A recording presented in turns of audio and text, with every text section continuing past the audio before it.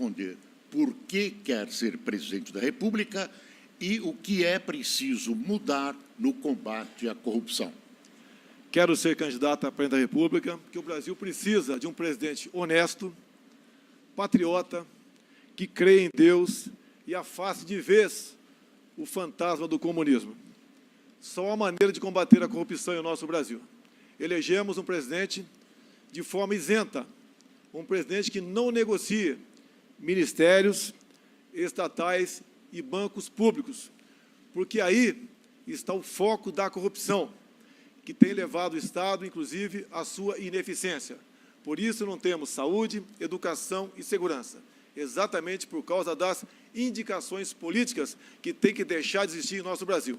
Um presidente tem que escolher os melhores para compor o seu time de ministros. Muito obrigada, candidato. Agora vamos ouvir Guilherme Boulos responder por que quer ser presidente do Brasil e o que é preciso mudar no combate à corrupção. Boa noite, Mariana. Boa noite, Boris. Boa noite, Amanda. Boa noite a todos os candidatos e boa noite a você que está em casa. Talvez muitos estejam me vendo pela primeira vez. Eu sou candidato a presidente do Brasil porque eu estou indignado como você. Política, para mim, não é carreira, é desafio. Eu quero ser presidente para enfrentar os privilégios, porque hoje o Brasil é como se fosse uma corrida de 100 metros, que alguns começam 60 metros na frente. Não dá mais para ser assim. Eu quero ser presidente para acabar com a esculhambação que virou esse sistema político e o toma lá da cá. E eu quero ser presidente para tirar o Brasil da crise. Hoje eu vou apresentar propostas concretas de como nós vamos fazer isso. Propostas de quem tem coragem para mudar o Brasil. Muito obrigada, candidato. Agora é a vez de Álvaro Dias responder por que quer governar o país e o que vai fazer no combate à corrupção. Não é por quê, é para quê. Para refundar a República, substituir esse sistema corrupto e incompetente que é a causa dos grandes problemas que estamos vivendo hoje no Brasil, que provocam essa indignação popular sem precedentes. Refundar a República com reformas fundamentais para gerar 10 milhões de empregos e fazer o país crescer, em média, 5% ao ano. Com a Operação Lava Jato se institucionalizando e se transformando na nossa tropa de elite no combate à corrupção no país, que é certamente a causa maior dos danos causados à economia, ao emprego e ao salário. Obrigado, candidato. E, para terminar esta rodada, o candidato Cabo Daciolo responde por que quer ser presidente da República e o que é preciso mudar no combate à corrupção. Glória a Deus. Boa noite à nação brasileira. Eu vou ser o presidente da República e vou levar a nação brasileira a clamar ao Senhor. Não esperem nada de homens. A solução para a nação brasileira chama-se Jesus Cristo. Eu não estou aqui pregando religião para ninguém. Eu estou falando de amor. Eu quero que você que está me ouvindo tenha fé, esperança e amor. Para acabarmos com essa corrupção, nós vamos entrar logo com uma reforma política e tirar os verdadeiros bandidos da nação. Então, lá dentro do Congresso Nacional, representada por muitos aqui, olha o quadro ali à nossa frente, são todos amiguinhos. Não tem inimigo ali, não. Nós vamos pegar um por um, para a honra e glória do Senhor Jesus. Nesta próxima rodada, os candidatos respondem a perguntas da população. Cada um desses envelopes numerados na tela atrás da gente corresponde a uma pergunta que foi gravada com os eleitores e que foi enviada também pelas redes sociais da Rede TV. O candidato terá 1 minuto para dar a sua resposta. A ordem foi definida em sorteio. O primeiro candidato a escolher um envelope com a pergunta é Henrique Meirelles. O senhor pode escolher um número de 1 a 8, candidato, por favor. Aqui no telão. Que número? 1 a 8, por favor. 3. Número 3. Vamos ver a pergunta, então. Pergunta enviada pelo Twitter. Samuel Vieira, de São Paulo. A crise afetou muito o setor da construção civil. Qual a proposta para reerguer esse importante setor? E as pequenas e médias empresas da construção podem sonhar em fazer parte das licitações de obras públicas? O senhor tem 1 minuto, candidato. Para que a construção civil se fortaleça e volte a crescer, o Brasil precisa crescer. E para o Brasil crescer é necessário a política econômica correta, como eu fiz quando fui presidente do Banco Central, na gestão do Lula, quando fui ministro da Fazenda agora. Porque, da primeira vez, criamos 10 milhões de empregos, agora criamos 2 milhões de empregos. Eu preciso mais tempo agora, como candidato a presidente da República, para que o Brasil todo cresça e a construção civil também vai crescer, porque mais pessoas tendo emprego, as empresas crescendo, vão demandar instalações, as pessoas vão poder comprar novas casas e constituir novas residências. Para isso, nós temos que ter uma economia funcionando bem e, para isso, é preciso competência e alguém que tem ficha limpa, como é o meu caso. Muito obrigado, candidato. Agora é a vez da candidata Marina Silva escolher o envelope numerado. Número 7. Número 7. Vamos ver qual é a pergunta número 7. Eu tenho 18 anos e eu não consigo encontrar emprego. Eu gostaria de saber como que vai ser, caso vocês sejam eleitos, como que vai ser essa falta de emprego que está no Brasil hoje, porque está muito difícil mesmo. A senhora tem 1 minuto para a resposta, candidata. O desemprego está assolando a vida dos brasileiros e os jovens são os mais prejudicados. Para gerar emprego, nós vamos recuperar o investimento para investir na construção civil, que é o que gera emprego mais rápido, mas nós queremos também o emprego que é duradouro. O turismo é uma das formas de gerar emprego, inclusive para a nossa juventude. Nós vamos ter um modelo de desenvolvimento que aposta na energia renovável, limpa e segura. Vamos construir 1,5 milhão de casas com placas solares, onde os nossos jovens terão a oportunidade de trabalhar. Além disso, nós vamos apostar cada vez mais em uma economia que valoriza os seus ativos culturais, com a economia criativa e apoiando ciência e tecnologia para, com as startups, ajudar os nossos jovens a ter emprego e renda. Muito obrigada, candidata. Agora é a vez do candidato Álvaro Dias escolher o envelope numerado. Número 1. Número 1, vamos ver qual é a pergunta. Pergunta enviada via Facebook pelo funcionário público Eduardo Mitsuo. Nos últimos 2 anos, e neste parece que não vai ser diferente, fechamos mais empresas no Brasil do que abrimos. O que o presidenciável fará para mudar esta situação?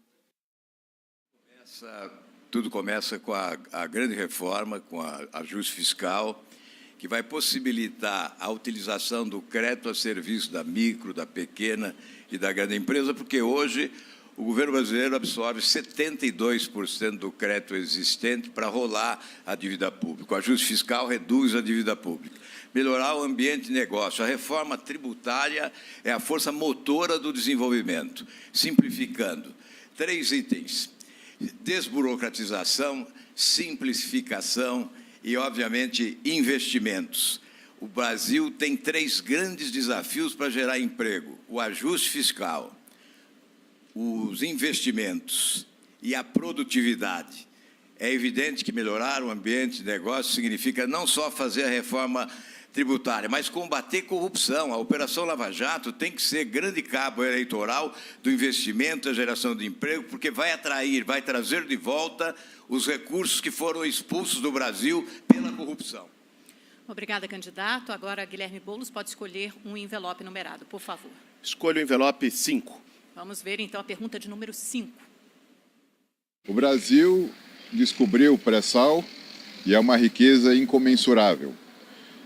Penso eu que deveria ser melhor utilizada pelo próprio Brasil e não passar para estrangeiros. O que você pensa a respeito? O senhor tem 1 minuto, candidato. Olha, eu concordo integralmente com a opinião do eleitor, não é?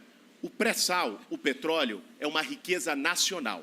Lamentavelmente, o governo Temer está entregando a Petrobras para as empresas estrangeiras. Nós vamos revogar a entrega do pré-sal para as empresas estrangeiras. Nós vimos isso agora de maneira recente, o efeito dessa política de preços que foi aplicada na Petrobras no seu bolso, para cada brasileiro e brasileira. olha como está o preço do botijão de gás. O botijão de gás subiu mais de 30% só no último ano.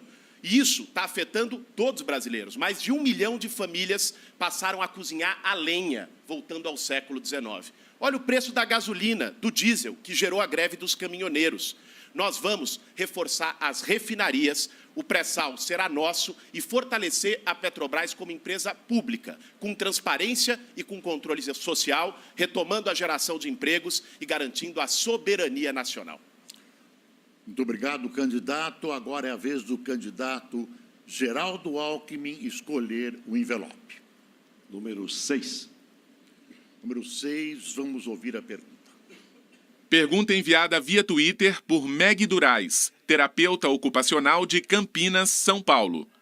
O fundo partidário é um escracho para nós pagadores de impostos. Vocês, candidatos, irão extingui-lo?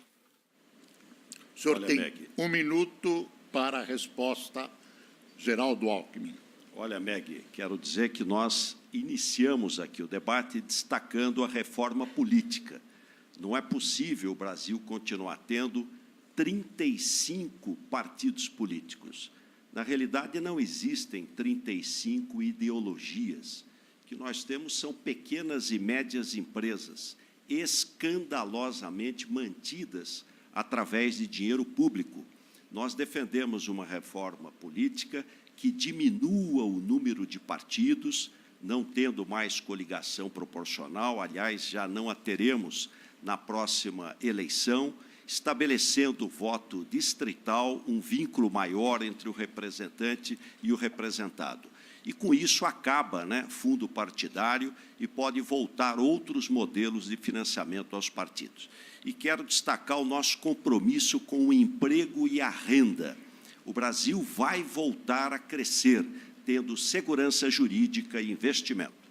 Muito obrigada, candidato. Agora quem escolhe é o candidato Ciro Gomes. Um número aqui no envelope. Escolho. Número 8. Número 8, vamos ver qual é a pergunta da população. Pergunta enviada via WhatsApp por Antônio Roberto Dari, de Castelo, no Espírito Santo. Ao invés de criar tanta confusão em relação à Previdência, por que não cortar as mordomias e salários de políticos deste país em que o povo vive de salário mínimo? 1 minuto para a sua resposta. Eu considero, de fato, que nós não temos o direito de pedir, nem cobrar, muito menos da população brasileira, nenhum sacrifício se nós não dermos o exemplo. E eu, apenas porque quero me apresentar, muitos jovens não me conhecem ainda, eu sou ex-governador do Ceará, ex-prefeito de Fortaleza, fui ex-deputado por 3 vezes, uma federal e 2 estaduais, e por essas imoralidades teria direito a 3 aposentadorias para o resto da vida, que dariam aí, se fosse pelo total, uns R$80 mil por mês. Eu estou contando isso aqui para ter moral, para dizer que nunca aceitei receber essas imoralidades, apesar de estarem na lei, para ter, de fato, autoridade para apontar os mazelas e malfeitos do Brasil, propondo alternativas para isso. Mas isso é um caso e a Previdência é outro. Por mais que a gente associe, tem razão de associar, a Previdência Social brasileira tem um problema porque a informalidade é brutal hoje no Brasil e o desemprego é muito grande. E a nossa população está envelhecendo, de maneira que nós precisamos tratar assunto nesse ambiente, sempre dando exemplo pelos de cima primeiro. Muito obrigada, candidato. A escolha agora é do candidato Jair Bolsonaro. O envelope, por favor. 2. Número 2, vamos ouvir. Senhor presidente, qual o seu projeto na área de educação? Como você pretende resolver o nosso baixo índice de aprendizagem nas escolas, principalmente na educação infantil? Realmente, a educação infantil é a base para a educação final. Nas escolas, hoje em dia, o que se aprende? Ideologia de gênero, partidarização, a análise crítica das questões apenas, nada mais além disso. No meu tempo, você tinha física, química, matemática, geografia, história, educação moral e cívica. Isso não tem mais. Retiraram também do professor a sua autoridade em sala de aula. O professor, hoje em dia, conforme pesquisa aqui de São Paulo mesmo, em muitas escolas está mais preocupado em não apanhar do que ensinar.